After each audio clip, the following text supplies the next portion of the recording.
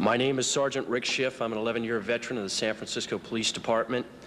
I hold the department's highest Medal of Honor for bravery.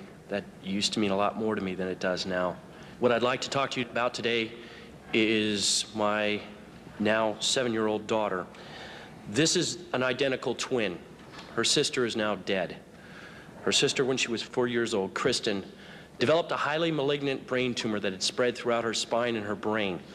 The doctors told us that we had really two options: take her home, let her die, or bring her in for massive dosages of chemo and radiation simultaneously.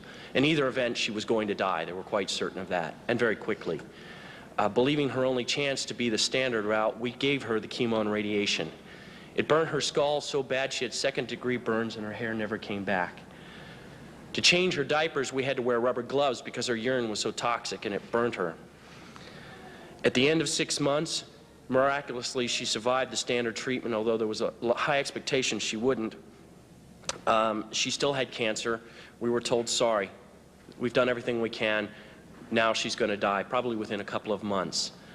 My wife and I, choosing not to accept that, started reading. The first book I picked up, the third chapter, discussed Dr. Brzezinski. As you may guess, I have some expertise in fraud. In fact, I'm quite certain there are enough attorneys in the room that I could be vordeered as an expert in fraud. And I conducted my own investigation. I have no doubt the man is not a fraud. I have no doubt that he does what he does out of earnest belief that his medicine works. And now you're in a position to judge for yourselves whether it works or not. But it's well established by the FDA that it's non-toxic.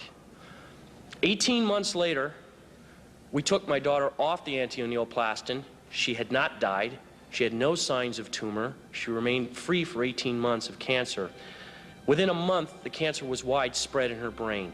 We put her back on Brzezinski's. By the way, at the objections of our doctors, for some reason felt that it had failed her. We put her back on. Within 9 weeks, the tumor was completely gone.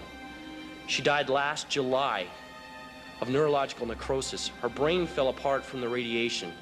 The autopsy showed that she was completely cancer-free. Out of 52 cases of that disease ever, no one died cancer-free, just Chrissy. So she didn't die of a terminal illness. She died of my inability to care for her properly, and she died from bad advice. She died because there's a government institution that disseminates false information and is not looking out for the welfare of the people.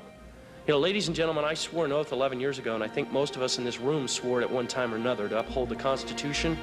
It says life right in the beginning.